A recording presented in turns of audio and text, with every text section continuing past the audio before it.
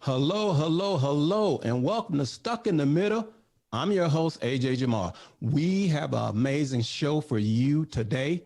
I'm telling you, I'm going to show you a clip. I'm going to get it right started because, make sure you comment and subscribe all during the show. We need you to comment and subscribe, and we'll be rolling. So I'm going to show you a clip of our guest we have on today, and you're going to love him. Let's hit that clip. My mother could say stupid things. This is the last time I'm going to tell you to take that garbage out. Well, thank God.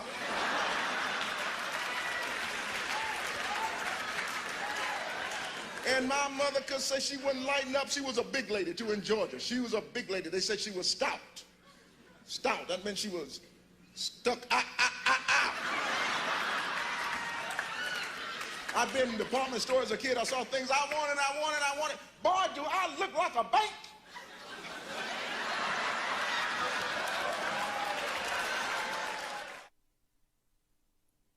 That is the legendary, award-winning author, writer, actor, and comedian, my main man, my friend, Mr. George Wallace. That was hilarious, man. Well, thank you so much. I'm glad you put that up. I hadn't seen it. That was made like in 1993, I think, wow. Like that. And I tell you what, I try to write evergreen so it would be funny today. And my mom is still saying stupid things. Even though she's dead and gone, she's still saying stupid stuff. Stupid thing.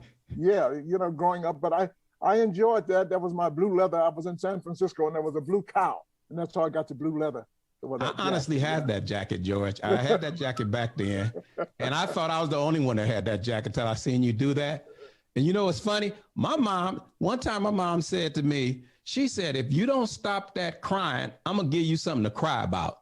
Isn't that the truth? Stupid, it was so like confusing. I looked at my brothers and they were like, I don't know what she's talking about either. You already crying.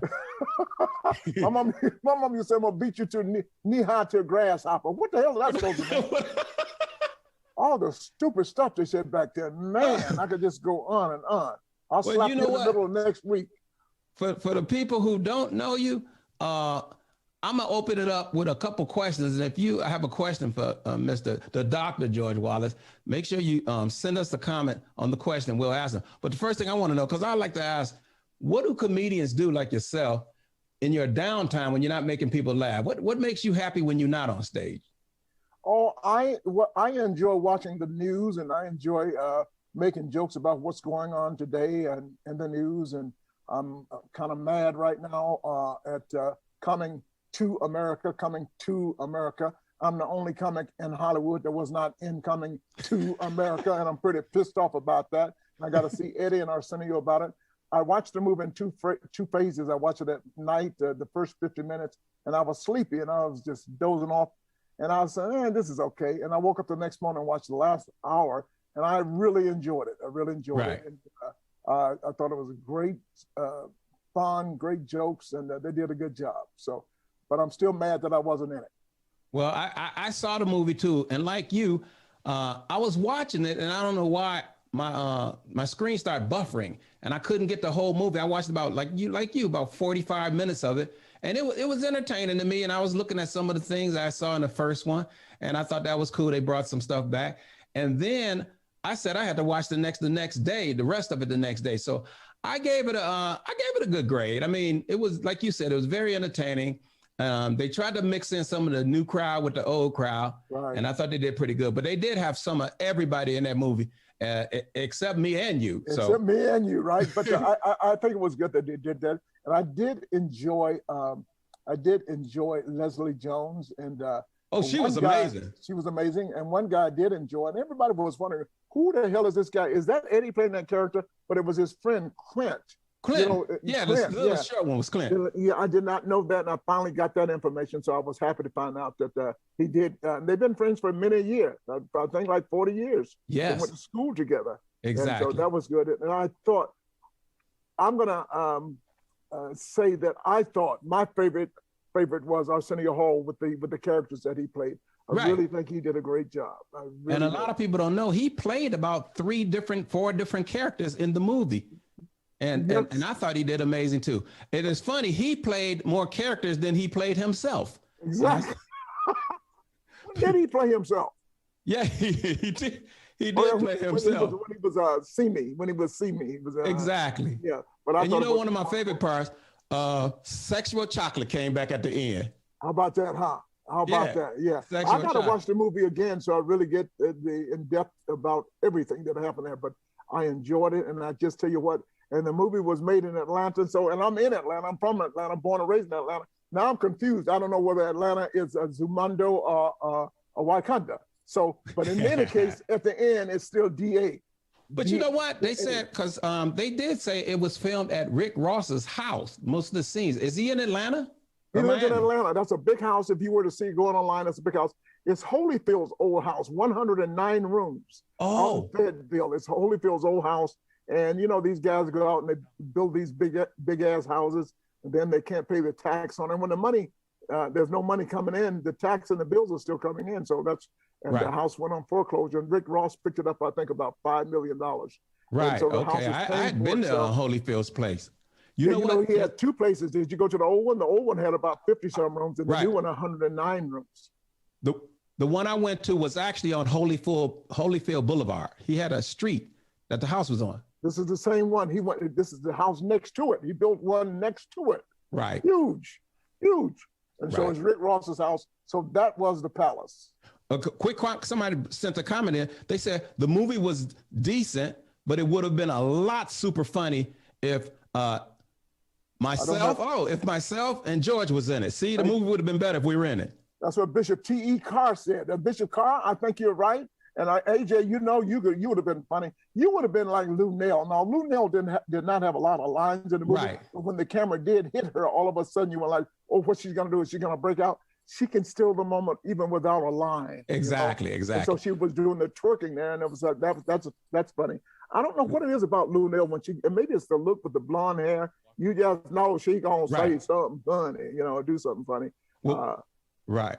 Well, one of my other questions to you, because you do in your show a couple of hip hop artists, Waka Flocka and The Weeknd. So I said to myself, I'm going to ask, if someone was to give you 4 tickets to see a concert, a rap hip hop concert, and you had to go, what artists would you like to go see?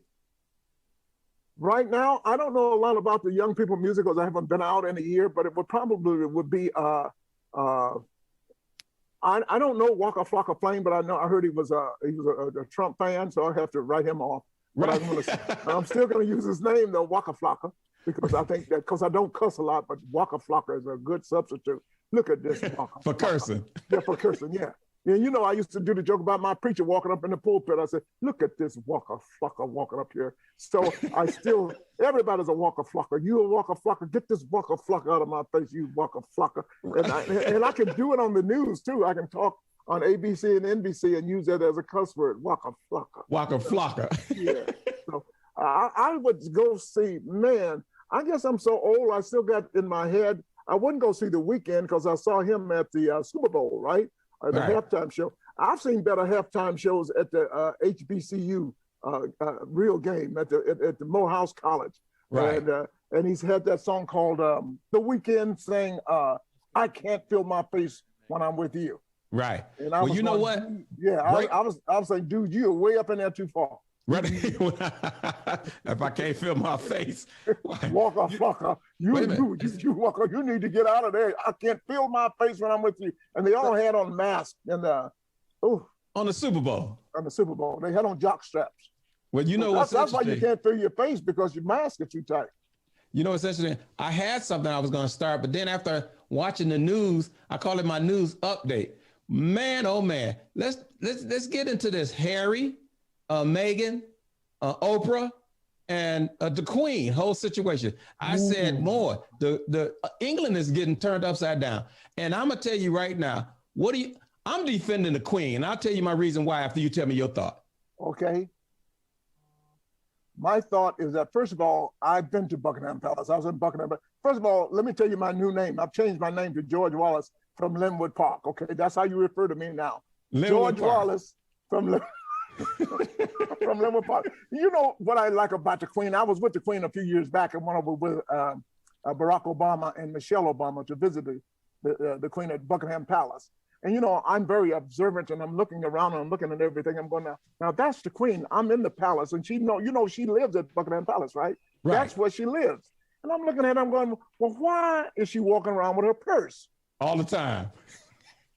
How many of you ladies out there watching around? How many of you walk around in your own house carrying your purse? and I'd be thinking, what the hell is in that purse? Then I said, well, I know ain't no makeup in there. I know that for sure. Right. So if you're going to defend the queen, I'm not going to defend the queen because, look, I mean, I took a picture with her many years ago, and I thought I had it. I thought I sent it to you, but I took a picture with her, and she You and the queen? Me and the queen. You talk to your producers.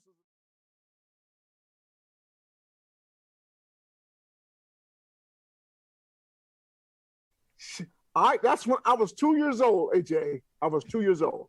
This is the God's honest truth, yeah. And she looks the same. She didn't change at all, did she? But she's looking at me like she's got a problem with I think it's the color of my skin. maybe that's exactly why. But this is what she asked. She was asking a question. She just said, I just want to know what your baby's skin tone would be. And I mean, she just want to know, was it going to be like Uncle Ben dark, or was it going to be, like Ain't Your Mama dark, or was it going to seal, or was it going to be like a Albie Shore or the DeBarge? But let me tell you, all Megan had to say was, Mama, look at who I'm married to, and look at me. I'm like one street over from white. So I think the kid is going to be like Steph Curry light, either, Thompson light, one of those. It ain't going to be like Trayvon Green dark. Maybe Drake. Don't worry about it now. Drake like, yeah. And, exactly. Yeah. And then she would have got okay, I just wanted to know, because if I was at the mall, I need to know where I'm going to take my kid, my grandbaby. And so I thought it would have been just sensible to answer the question. She's 100-some years old. You know how old people think. My daddy has said some racist stuff before. My daddy called people colored people and all of that stuff. I say, what color? I might be your daddy's age, because that's when I was born, we were referred to as colored, and all the signs said colored and white. So it's crazy, but I don't know who did the queen. We don't know yet who asked the question. Not for sure. Was it the queen? It wasn't the queen. Well, it doesn't matter what they should have said. Oh, I wonder. Here's how the statement should have been made. Right. Oh, I wonder what the skin color is going to be like. That's going to be one beautiful baby. Because we all know when you put a black, all mixed babies, to me, all babies are cute, but I could get in trouble for saying this, but I love mixed kids. I just love people come together and produce. Right. And that's what the world is going to be in the future anyway. People are going to have people of color, real people of color. So you're right. If she had worded it, or whoever told her that would have worded it different, saying, I wonder what the baby will look like, because you and Harry makes a beautiful couple. So the baby has to be beautiful. Maybe they should have said it like that, not in a derogatory way, meaning, ooh, I wonder if that baby gonna be like dark. So that's what I thought. Now you see how the queen looked at me when I was, you saw that. I saw the picture. She looked at me, and I'm a little dark. Yeah, I'm a little dark, and like you said, I'm a little dark, But that still doesn't keep me from being involved in the royal family. And I was thinking about that all day. That's been bothering me all day. Do you ever see any people of color working in the Buckingham Palace? Right. Oh, someone said, what's up, AJ? Oh, Patricia Van Hook, my assistant. She goes, what's up, AJ? You're doing great. George is doing amazing too. How about that? I don't see the bottom of that. I just see, what's up, AJ? I don't see the bottom. So if she gave me a compliment, thank you so much. Okay. Well, what's up, AJ? Yeah, great job. You're doing and you are doing a great job. And I didn't even thank you for having me on. So let me make that perfectly clear. No, thank you for coming on. Well, you're welcome. I'll do anything you ask, because that's what friends are for. And I was talking to Jan and Brown about that today. We've got to get back to our roots. Remember, I don't know how we're going to do it, but back in the day, we would all get together and have writing sessions. We sit down and write for 2 hours and help each other. We got a bit, and we write a bit and help each other for 30 minutes. And this is your bit. Whatever happens in this hour, it's yours. Whatever happened in the next hour, do that. Yours, and we would do that. You know what else was? I got to ask. Are you an animal lover? Are you an animal lover?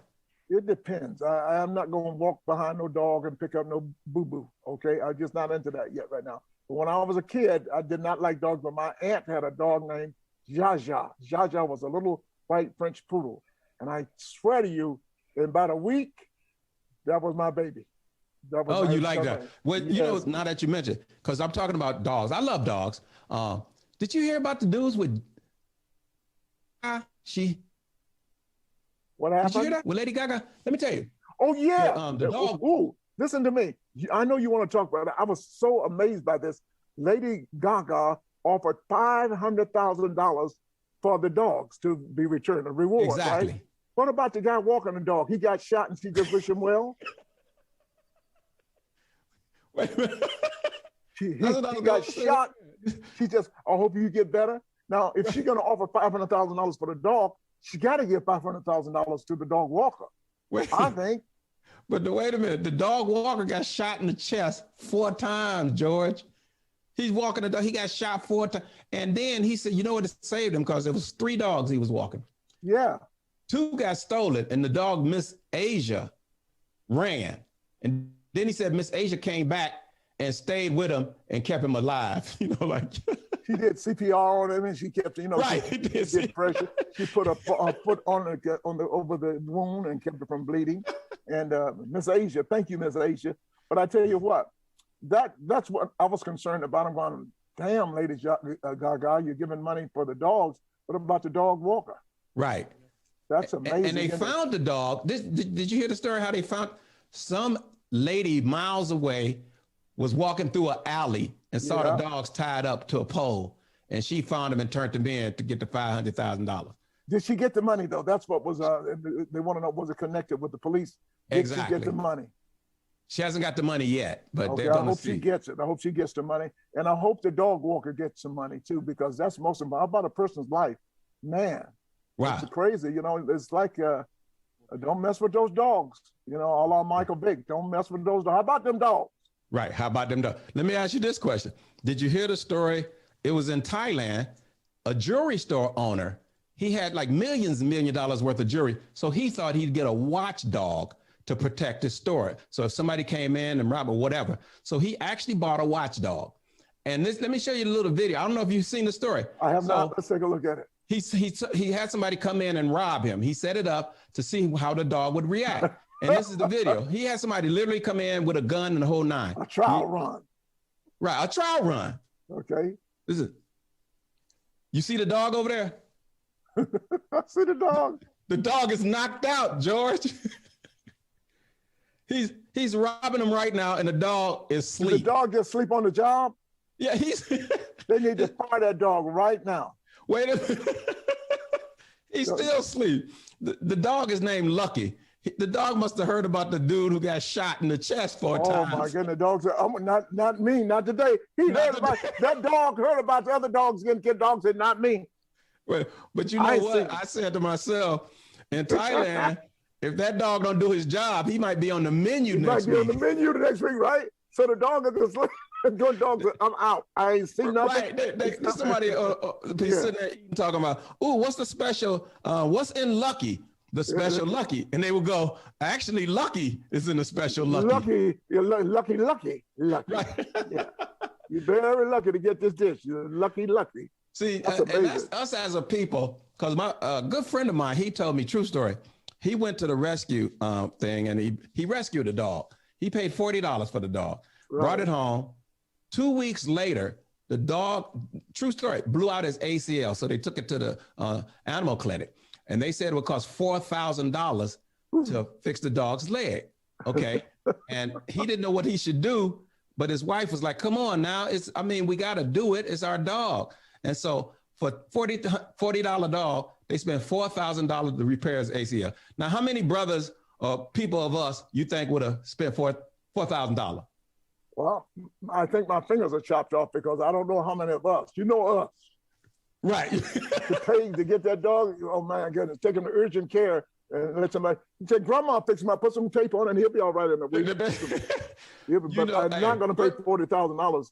I'd return the dog and say, here's $40 and here's another $40 to take care of him for the next few weeks. I've returned the dog to where I bought it, and give it back to them. How about that? Because it was a rescue dog anyways.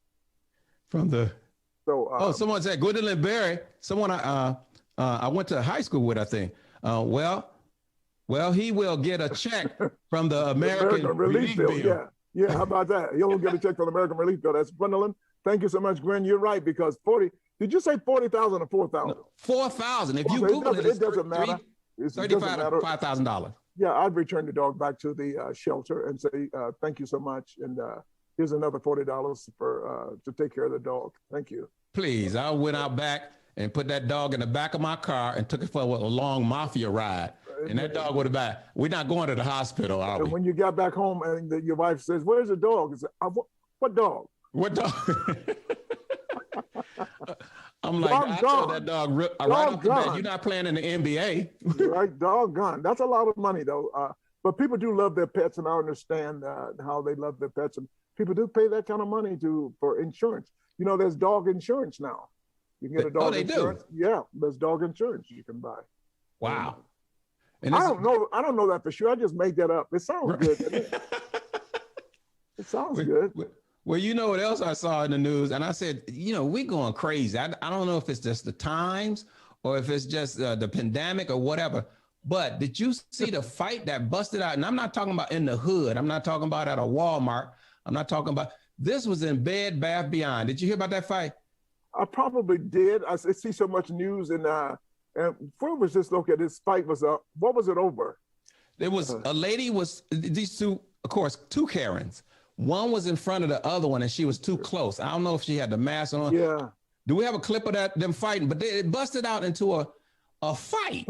Yeah, everybody in the store. I think I saw this. And Bed Bath and Beyond people were fighting her. She was on the ground. I mean, it was like the Crips and the Bloods. I mean, we're talking Bed Bath and Beyond. And Beyond. Yeah. Do we have a clip of that? Let's see if we have a clip of it. I'm sure we do. The clip is coming up. There. I think it's at the bottom. Oh, there it is. Okay, watch. Oh my, look at that. I did see this. Yes, I did. All of a sudden, everybody, get out. Yeah. Isn't that amazing? It's amazing. I'm glad it's white people for a change. Exactly. That's what I'm happy about, right? I'm happy it's white people fighting. At Bed Bath and Beyond. I gotta get strapped when I go to Bed Bath and Beyond to sniff some candles now. Yes, you do. And you need to go there. I need somebody to go to Bed Bath and Beyond because I'm scared to go right now. Just because of the corona? Yeah. Bed Bath and Beyond. What is that? Oh, you got a gift card. That's $100 gift card. What do I do with it? Oh, go to get you some at Bed Bath and Beyond. They got some nice stuff. Is that right? Yes. I'm gonna go by there and get something. That's $100 gift card. I'm gonna do that. $100 gift card. Hope I don't get in a fight. You know. Right. I'm gonna whip my ass at Bed Bath and Beyond. Hey, I just come down to get. I tell you one. You know one thing I'm not gonna buy with this. I'm not gonna buy mypillow.com. I can tell you that right now. Oh, that he took a hit, George. He took a big listen to me, hit. AJ. I went to the store once and I asked them about the pillow, and they said that's the #1 return product in the store. Oh. Since he started making those announcements about Trump and everything? That was before. Oh, even before. Okay. A year ago, the #1 return item was the mypillow.com. And I bought it, and I haven't had a decent night's sleep since I bought that piece of crap. No. But the best night's sleep in the whole wide world, mypillow.com. He's been crazy, man. So he did take a hit, and he's being sued, too. So I hope he can come up with the money. Wow. You know what else is, since we're talking about the virus, I started seeing, and someone said, AJ, you may have to take the shots because I haven't got the shots yet. 2 questions. You got your second shot, right? You had both of them. I got both my shots in the same day. I told the doctor, I'm not going to be going back and forth down the street in this traffic here in Atlanta. You give me both of my shots right now. He says, I can't do that. I says, okay. So he walked out of the room. I walked to the next room, and the nurse said, hey, Mr. Wallace, you here to get the shot? I said, yes. Bam. Got both of them in the same day. Walked out. I hope you joking. You joking, right? I ain't right? joking. I ain't got both my shots. I'm going to get 2 more. I'm going to get Johnson & Johnson because, you know, them some brothers. So, you know, they got to be good. To see the 2 brothers, one of the Johnsons is black. I know that. Right. I know that for a fact. And then they say you only have to take 1 dose. So you can't beat that, can you? So I'm going to get Pfizer. I'm going to get Moderna. I'm going to get Johnson & Johnson. I'm going to be covered. Mm-hmm. You can be juiced up. Well, they told me, because, you know, I'm probably getting back on some ships and start working. And they are saying, you have to have, I guess, do they give you documentations to show that you had the shots? They said to travel anywhere. You can go out the country if you have a You have shot. to get a card for CDC. Oh, you got a card for, okay, so you can tell show you when people. you were vaccine, that this is my card right here, George. My age is on there and everything. And I have the numbers and the dosage. And so, yeah, you can prove to the people that you've been inoculated and you're welcome aboard. And they're going to do that. I think they may do that on airplanes, but for ships, for sure. Because, you know, the CDC right now is saying it's okay to go somewhere, but they still not sure they want you to fly. And I think it's been proven that flying is safe. And that's, you know, especially on Delta, because they won't let anybody sit next to you. So I'm thinking about flying to Las Vegas next week. And I'm going to fly in first class, and they got, you know, in Delta, you got beds up there. So you'll be by yourself either way. So I'm going to trust it's okay to fly. But I'm trusting the CDC. I'm trusting what Biden was on TV today, sir, and about another 100 doses coming from Johnson & Johnson, working with Merck. And I don't know what this guy is doing, but he's so smooth, and he's doing with a smile, Mr.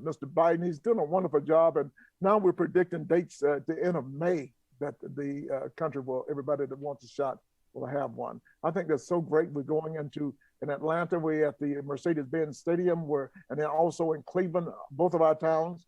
They went to the stadium, they're inoculating a vaccine for 6,000 people a day. And that's a lot. So that's now pretty you cool. say you're coming to Vegas. Are you coming for business or? No, I have a home there that I'm paying maintenance on. I bought a place there, so I'm coming back because it's also the numbers in Las Vegas are down. One thing I can tell you about Atlanta, over the weekend they had the NBA All-Star game. Right. And man, I think there's going to be a spike here. I saw everybody was still in Atlanta, and the mayor pleaded with America, please don't come to our town.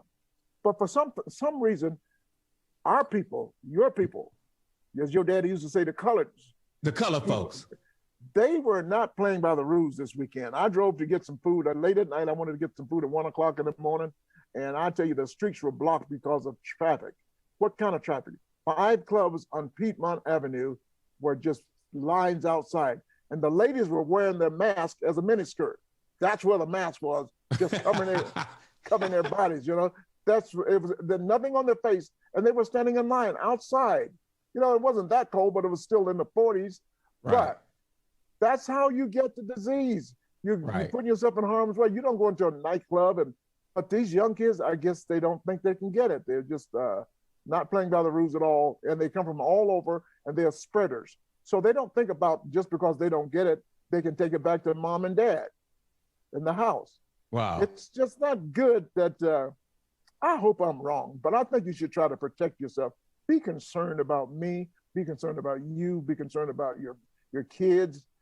You know, and everybody now, they're 25, 28 in the club, they got kids, you know, whatever they work. That's how it spreads.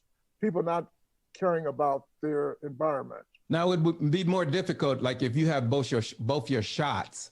That wouldn't even. You still need a mask on because you want to protect yourself and you want to protect others too. Because you can still be what's the word? Some words asymptomatic. Asymptomatic and still spread it or receive it. And we don't even know yet if you get the 2 vaccines that you totally covered. It says 95%. Right. So wow. But we have. It's crazy. Please wear your mask. Get inoculated. And social get distance. the vaccine and social distance. You know, I'm maybe overcautious, but I'm still practicing my rules, adhering to the rules. Stay back. Don't talk. Don't get near each other. Once again, I haven't been in a grocery store since March. I haven't been into a bank or a restaurant. And I'm the same way, man. I protect myself. I be careful with what I'm doing. Let me ask, our last breaking news was, and it's not really breaking news, it's just I thought was interesting. And that is my friend, Kim Kardashian and Kanye West are no longer. And I'm sitting there going, this is the whole comment. One, she gets to stay in the $30 million home and he has to find a place to go. But the thing what she said was, I think he's a little mentally disturbed. Well, didn't she knew that? She should have known that.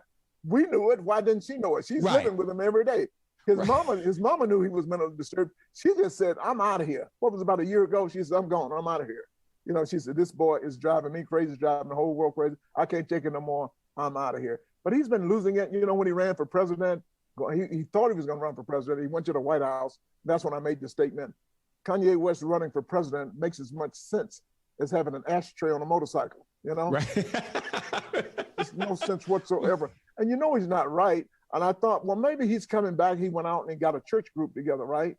And people were getting saved, and there were 18,000 people going to the arenas to his church service. What did they call that on a Sunday? And Jason White, my church musical director, was got in the group, and that was really wonderful. Maybe this boy's giving his life to Jesus. Well, he's back in the devil. He backslid, and he's in the doghouse now. Right, but she had 4 kids. Come on, 4, and she thinks he's crazy. Well, why would you have 4 kids? And now they're without their crazy daddy. Amazing. She's got some junk in her trunk, don't she? Woo, Lord.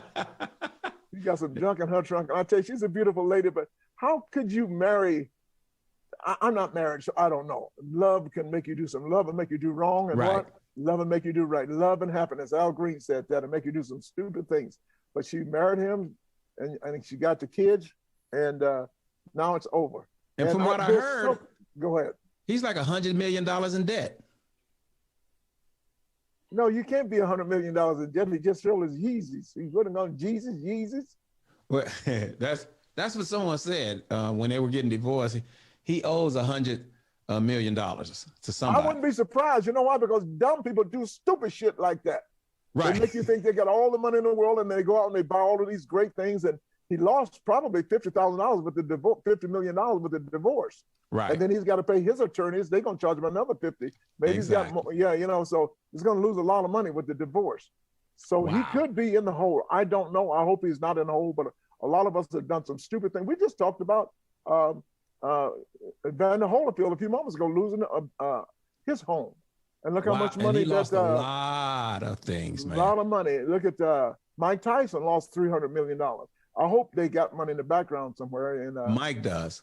Yeah, that's good. That's good but he still lost a lot of money. Right. You know? Now, how is Evander doing now? He's a good kid too. Evander's really nice. He's fantastic, man. He's a lovable man, always been nice, but he still lost a lot of money.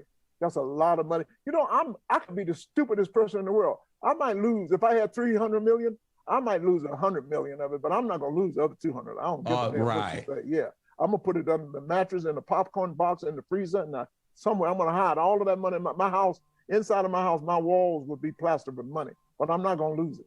Put some away.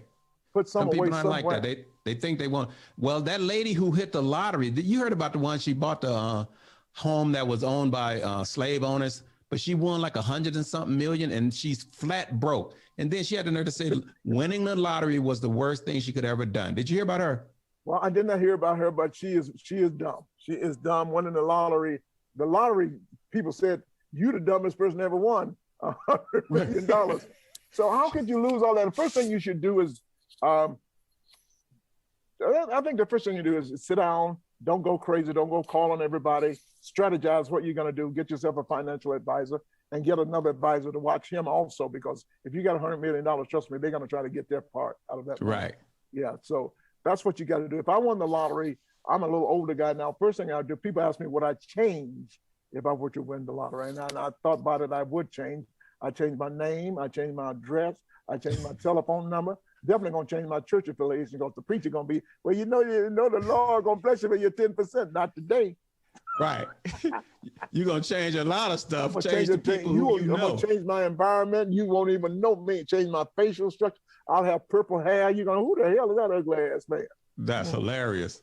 You know what's interesting? This is a section I said I'm gonna add to the show, and I told you I'm gonna shock you with this one. But we have a section where we call Killing the Karaokes. I know you've done it before.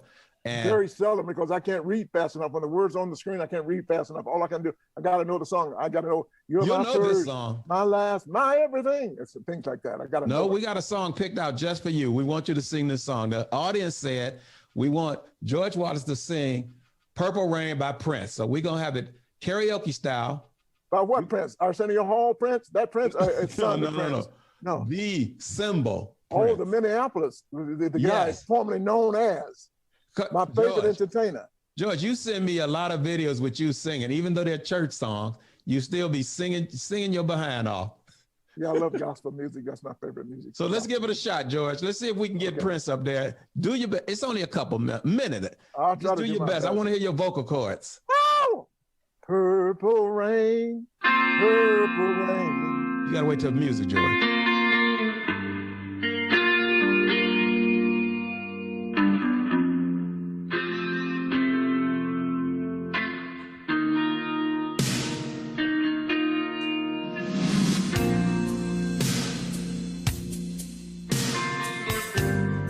I never meant to cause you any sorrow. I never meant to cause you any pain.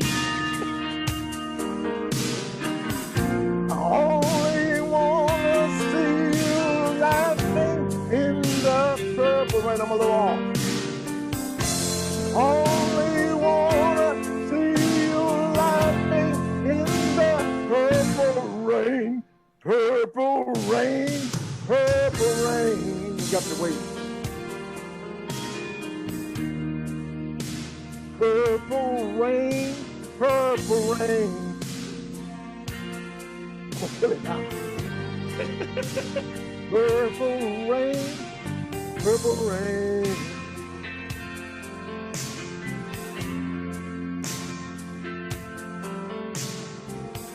I only wanna see you laughing in the purple rain. Oh! Want to sing the whole song? You don't want to be weekend lover. I want to be some kind of friend. You want me to show you my ass like Prince used to show you his ass? Because I can show you my ass with the pants on. Don't do that. Please do not do that. But I could never leave you for another. It's such a change. Our friendship, I don't see the bottom. Purple rain, purple rain. You killing it, George. All right, man. That's my song. That's the only part I knew. Purple rain, purple rain. You killed the song, George. My favorite artist. I loved him. I used to open up with a song called Cream. And that was a nasty song. And I didn't know it was nasty, but it was nasty. Cream. Get on top. Cream. Don't you stop. Cream. Chiboogie Bomb. Oh, I used to love his music. Everything. And you didn't know what that was about. I did. And I met him. He came to my show several times in Las Vegas. I was going to ask you that. Yeah, one time he came up on stage. I didn't know he was there. I just happened to look down. And he was standing there, and I didn't see him, but he was there. God bless him. Loved me some Prince. And they say the good die young, but he was really great. And one of the greatest concerts I ever saw was Prince. Wow. Oh, and make sure the people who are viewing, make sure you comment and subscribe, because we're trying to do this. We do this every week, and we want to make sure we get the subscriptions up and everything like that. Can I ask you a question? How bad was my singing? See, your singing was not bad. George, this is what I got to say. When a person sings so bad, it becomes a style. So you have your own style. Like Bob Dylan was not a good singer, but he had such a style. Hey, you wanna be, and he became famous because he was so terrible at singing. But the scream is what set me off. Your scream, George? Did he sing that song called "You Got to Serve Somebody"? Was that Bob Dylan? Yeah, you got to serve somebody. You got to serve somebody. That's good, AJ. Do that. That's how. But your scream took it to another level. That's why you. Let me hear you sing that. You got to serve somebody. I know you can do voices. Well, I don't. I don't do voices. You got to serve somebody. But at any rate. That's great. But hey, this is what I got to tell the audience, because you said you came back. You're gonna come back to Vegas. You got a home here, and this is how friends are. Do you remember when you and Earl Turner called me and said, AJ, you should come to breakfast with us? And I was like, where y'all going? We're going to Cracker Barrels. And I honestly thought y'all were joking. I said, y'all going where? You say Cracker Barrel. I said, and you didn't know about Cracker Barrel at the time because it was brand new. There's a Cracker Barrel just for the people around America. They just made it to Las Vegas 2 years ago. Right. And I'd never heard of it. It's not that far from where I live. It's like almost a mile, 2 miles. And I was like, why would someone name the restaurant Cracker Barrel? That's like, ooh. It's like They cool used to be the cookies. joke, and if you go in there, that's what you see. But not really. They got some good food in there. And I Great told food. them one time, I don't care if they keep my food warm with a burning cross. I'm going to the Cracker Barrel. I love me some Cracker Barrel. They got a great breakfast. And it's home cooking too. It's a menu that's stolen from black people, just like KFC. Okay, that's exactly what it is. It's down home soul food, the grits for breakfast, the greens in the evening, the beans, the cornbread, the beans. Oh my God, the best pancakes in the world. You know, I like for them to the get food was amazing. The food was amazing. Oh, Yes. Gwendolyn, I'm sorry, Brian. I called her Barry. Gwendolyn Bryan said, I saw my George show in Las Vegas. Yeah. And then When are you maybe she coming saw back, you man? at the You same don't know? time. I don't know. Maybe it's going to be around June because I want everything to be cleared up and really good because I think I'd have a good time in my room if we were to put 50% of the people in and spread them out. That would be, we'd get a good 200 in there. And I'm sure we'd still have some fun. But I'm still concerned about the everything being sanitized. I don't like stages. Stages are really, really germy. So many people use the same stage that you use, let alone, I'm sure I'd have my own microphone, but it's just, I won't touch anybody, shake hands, anything like that. That's when I become Asian. Right. We should do like that. Now, it's better than touching people's nasty ass hands. You don't know where people's hands have been. You don't know where my hands been. I know where they've been, and they're going to be back there as soon as this video is over. But,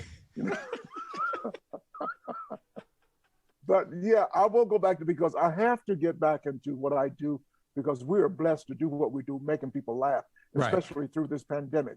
That's where we come in, making people laugh and having joy, tears of joy. There's nothing better than laughter. Laughter is the greatest medicine in the world. Laughter is healing for the soul, and nobody does it better than you. And I even took you. You're so good. Not many people can do this, but AJ, let me give you some props here. You're so good. I brought you to my church. The biggest night at my church, sold out. The fire department was there turning people away. And then you could go down front. I don't know. I picked you out of the audience and you came down front and you did 10 minutes of stand up and you blew the place away. I have to thank you for that again. If people don't know, like corporate people that are watching, you can depend on AJ doing the type show that's needed to be done in the toughest, blackest church in America, Church of God in Christ. Right. Because he's great. And people still talk about you to this day, talking about you driving through the intersection. Oh, that where I got you mean where the camera got me? and I saw all the lights come on. Yeah. And I was like, whoa, that was way too many white lights to be a red light. I didn't know they had cameras at the time. Right. And when they sent me the picture, I was so dark, I didn't know who was driving. I sat there and said, ooh, I can beat this ticket because I don't even know who's driving and this is my car. And I went to court and I was going to tell them, I said, that's not me. But when they looked at it, they were like, is anybody driving this car? They said, you got a ticket for being a parked car in the intersection. And you know, it's so funny. Said at the time you said, the judge said, it was so funny. The church went crazy when you said, the judge said, well, is anybody driving the car? But you know, it's so funny, George, your church, when I walked into that church, number one, they had valet parking. They had parking behind parking. And I walked in that church, and this is when the Lakers weren't doing good. Right. And I saw about 4,000 people look like. And I said, the Lakers are playing in the wrong place. They should be playing here in this church. Y'all have more people in that church than they had at the Coliseum. Exactly. And that's Magic church, and Magic goes there. Well, a lot of people go there. If you were to come to Los Angeles, when we come back, you had Samuel Jackson is in there, and you got Denzel Washington and Angela Bassett and a lot of stars. Stevie Wonder, because Bishop Blake understands what we do. And, did you say Stevie Wonder? Yeah, Stevie Wonder goes there. And when Stevie comes to church, they put him, we all sit near each other. Denzel, he sits way at the top in the balcony. But Stevie sits on the main floor. And, I even told the joke many years ago, Stevie comes in every Sunday 20 minutes late. And, that disturbs the service. He comes in late and everybody, especially the visitors, going, that's Stevie Wonder, because there's always 4 or 5 people with him, Right. And then I even wrote, that's when I wrote the joke about it. After church, I said, Stevie, you know what? We went to dinner. I said, you got to stop coming to church 20 minutes late every Sunday. Okay? And then I told him, I said, hey, you don't need no front row seat, no way. Right. So that's when I told the ushers, put his ass in the back facing the wall. He won't know the difference. And so people thought, and so when I go to church now, Bishop always say, Stevie, George Wallace sitting next to you. And Stevie starts swinging and I'm ducking. And Oh, that's funny. Crazy, yeah. You know, that was wrong what you said a couple weeks ago when you posted. Stevie Wonder said he's tired of seeing stuff here. He's going to leave and go to Kenya or somewhere. He's going to Africa. That's true. He said he's going to go to, he's going to go to Ghana or Kenya? It starts with a G. Oh, man. In any case, he's going to go to Ghana. Africa. No, that's not. That's it, Ghana, yeah. And I Ghana. understand, yeah, he's going to go there. And I said, but drop his ass off in Atlanta. He won't know the difference. He won't know the difference. Drop him off in Atlanta. So many black people in Atlanta. I did do that joke. I got to bring that joke back. See, I lie so much, I forget what I say, and that's funny. Drop him off in College Park. They got their own accent in College. This place called College Park, but they call it College Park. Right. That's over there where the renowned minister, world famous preacher, kept your dollar. You ever heard of the preacher? Oh my goodness, yes. Your dollar. That's where he's located. And it's called College Park, and they got no college, and they got no park. So drop Stevie Wonder. And actually, that's pretty close to where the movie was made. Rick Ross's house is over there by Fayetteville, close to that area. So yeah, take Stevie Wonder there. He won't know the difference. He wants to see his family. Well, Bishop T.E. Carr said, yeah. AJ, do you miss your In Living Color days? I'm gonna be very honest. You know, when I came on In Living Colors, I actually replaced Keenan because they were having some problems with showing reruns. So when I replaced Keenan, it was funny because David Allen Greer is one of the funniest persons I know. Yes. So when I came on the set, everybody was a little bitter because Keenan wasn't there. And then while I was working there, they fired Kim, the sister. And so she got fired. And then Damon quit because, you know. Because they got family together. You know, yeah, there was a lot of turmoil. And I wasn't uncomfortable. I appreciate it. And I thought it was great. But I just thought when I came on, the times was interesting. It's a little too late. Yeah, because people were angry. They wanted to see Kenan. They want to know what happened. They want to know who's this guy. Yeah. Exactly. Yeah. You know, where's Homie the Clown? Yes. But you know what? I'm going to give you a heads up because we were talking about Coming to America 2. They have a new one that they're shooting now, and they would love for you to be in it. They called me, Michael Collier called me yesterday and said, AJ, I'm here in Hollywood at a Comedy Store. I don't know if you remember a club they used to do on Tuesday night. It was called Fat Tuesday. Fat Tuesday, yes. I will be taping that on March 25th. Oh, so you doing a movie? I'm going to do it outside. Yes, because of the COVID conditions, I demanded that we tape outside. I'm going to talk about it. And I got to come up with something because, I have been working all my life. I didn't get to do Fat Tuesday that much, but I know all of the comics that did do it. Right. And Guy Torrey, who's doing it. And right, he was the host. Great guy he is. And so I'll be able to answer any questions. Plus, as far as you're talking about Fat Tuesday and anything black, I probably know more about coming in the hood than anybody else because I started in the hood. I started doing the gigs before all of these guys did, these new kids, before the comedy theater opened. So if they want to know some history about blacks getting into comedy, I'm one of the guys that did it. Because, after Richard Pryor went out and did the road, there was nobody else. I'm one of the first guys that came back into it. We went in with Arsenio Hall, and I did Arsenio Hall more than any other black comedian, and started doing the clubs. And that's what brought black comedy into the clubs. Exactly. So you had your residency in Vegas when they were doing Fat Tuesday real big. So you were working on every night, almost every night. But I've been working almost every night either way, because when I did the Tonight Show on Thanksgiving night, 1979, I was working the next night for Natalie Cole, 17,000 people outdoors. I worked for Natalie Cole for about 6 months. Then I went with George Benson for about 6 months. I was the guy that opened for everybody. Helen Reddy, Paul Anka. I was that black guy, and I worked for everybody. Then I went with Donna Ross for a year and a half. Miss Ross, when she had all those songs, I'm coming out, right, I want the world to know. And when she when that song was a hit, she had no idea what it was about. Did you know that? Oh, she did. I know what it was about. Yeah, but she didn't at the time. All those songs. No, she did. Upside Down, Boy, You Turning Me. All of those were gay references, but exactly. She didn't know. And they told her that this song won't go anywhere. This is not. And the song went crazy. The two guys that wrote the song, and but I was with Donna Ross for a year and a half, and then Tom Jones said, "Would you come work for me?" I said, "Hell no, I'm working with Donna Ross." We sold out 20,000 people every night in these arenas. Exactly. We had a holiday. We had a holiday, and I was able to work for Tom Jones. And guess what? 20,000 people. I did not know. I knew he was a star, but I didn't know he was an international star. I worked with him for five and a half years. Who, Tom Jones? Yes. Yeah. I never wanted to be a movie star or anything about television. I just wanted to be a comedian, you know, and that's all I ever want. And I do my thing the way I do it. That's what right now, I never wanted to, I don't care. I don't care who's number one. I'm not into that. You know, it's Kevin Hart's day. And then it's, who else is out there? Wanda Sykes. And then you got, David Chappelle right now. Dave Chappelle. And I love them all, but I'm not trying to be them. I'm just trying to be me. And I make enough money to take care of me.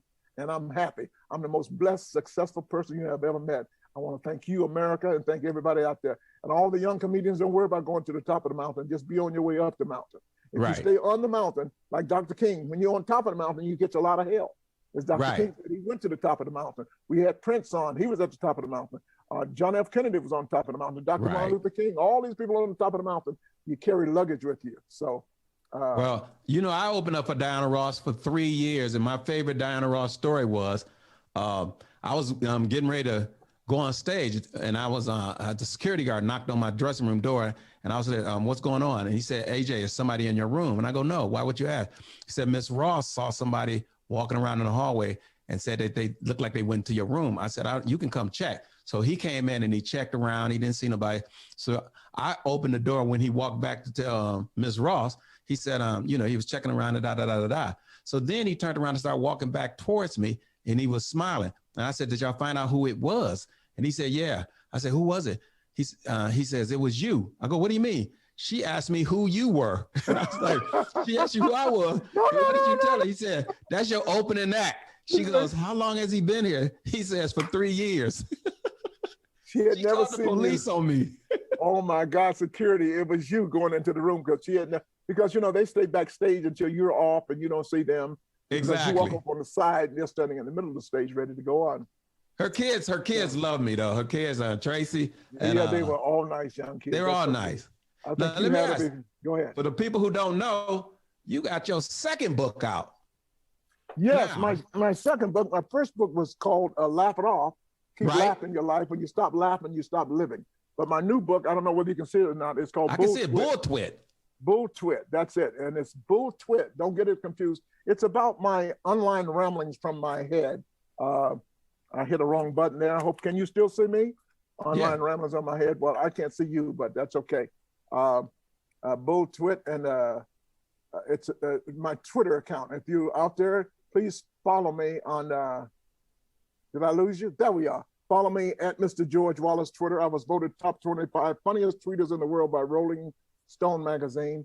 Little things on my head about things I'll straight up do. Like I'll cook pot stickers in a non-stick pan. I don't care because I don't play by the rules. A lot of things I don't play by the rules.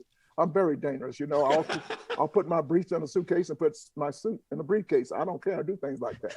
You know, I'll take a refrigerator magnet and put it right on the oven.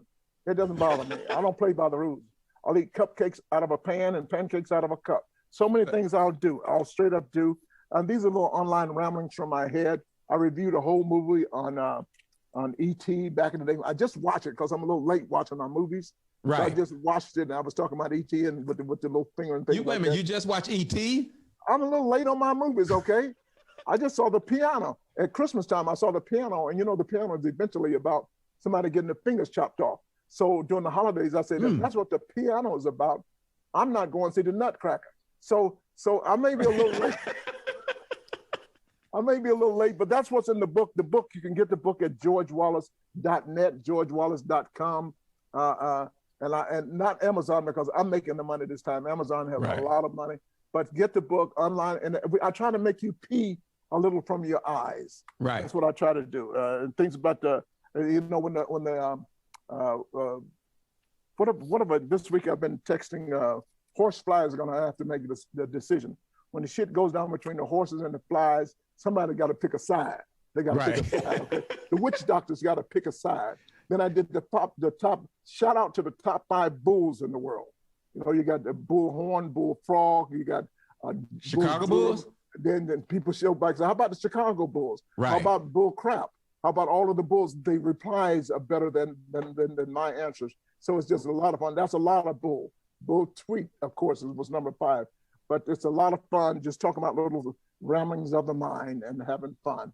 So it's, and you get into it, it's kind of like a crossword puzzle, like shout out to the top 5 bells in the world. Archie Bell. Oh, and the drills. There you go. Give me another bell. Jingle bell. Jingle bell. Liberty bell. The Liberty Bell. Jingle bell. And somebody says, I guess, and the replies come back, I guess taco gets no love. Oh my God. I done forgot about you. Right. Taco Bell. So that's when the answers come in like that. It's so much fun, man. And the next book is going to be called More Bull Twitch. Now, have you ever heard of Ohio Bell? And Southern Bell. Back in the day, it was Ohio Bell, Cincinnati Bell. It was a whole lot of bells, you know, Bell South. It was a whole lot of bells back then. You could go on with the bells. Saved by the Bell. Saved by the Bell, right. They see you, now you're having fun. So you have people thinking, they're coming up and texting them in and writing back and tweeting me back. How about this bell, that bell? And it's a lot of fun. I just love doing it. I love having fun. So let me ask, do you have any... how about dumbbell? Cowbell. Oh, the dumbbell, right. Cowbell, yeah, you go on and on. Cowbell. I'm trying to think of another bell. Carol of the Bells, sleigh bells. Oh, you said the Liberty Bell. Right. How about bell peppers? Right, I forgot about that, bell pepper. See, now you start going on like that, and the next thing you know, you're having fun. And maybe you should get points for that. You get points for it, how many, oh my God, what'd you say? Doorbell. Doorbell, oh my God. How many points you get for that? Now you get points for that. How many letters you get points? So we just created a game. Right. Oh, that's funny. Now somebody asked, do you do, because since the pandemic, a lot of comedians and are doing live virtual shows. I just finished one and it seemed like it's going to be really high. Would you do a virtual show? I mean, you know, your comedy, just like 10, 15 minutes of your comedy. I'm doing one this Thursday for all of the armed forces across the world. I used to work for the armed forces. I did every base in the Pacific realm, all over the Pacific realm, from Guam to everything. I went to the DMZ in North Korea. I went to North Korea. I just crossed the line at the DMZ. Right. But I'm doing that this Saturday night for all of the people in armed forces. I'm going to talk about that. I'm going to talk about me, talk about the pandemic. I'm going to talk about, you brought up Stevie Wonder, and I'll try to come up with some jokes that I wrote, especially all this weekend with the Biden and. Right. I have to send you some jokes. You know, I like writing some jokes. This is true too. You'll have to send me some jokes. We'll talk about Wakanda in Atlanta. How many Black people in Atlanta? I want to talk about getting on Delta Airlines, you know, and somebody said rock the bell. Rock the bell. See, that's how it happens. so we'll have a lot of fun. And all I got to do is 15, 20 minutes. And I think, and people don't understand comedians, the hardest thing for us to do is to get down to 10 or 15 minutes. Now this is hard. All of a sudden, I'm just talking for an hour and a half every night. But you know, but I will do that virtual tour, and I think I'm going to do okay with it when I start talking about stupid things my mama said growing up. I'm going to talk about my Uncle Bo. I'm going to talk about George Wallace from Linwood Park.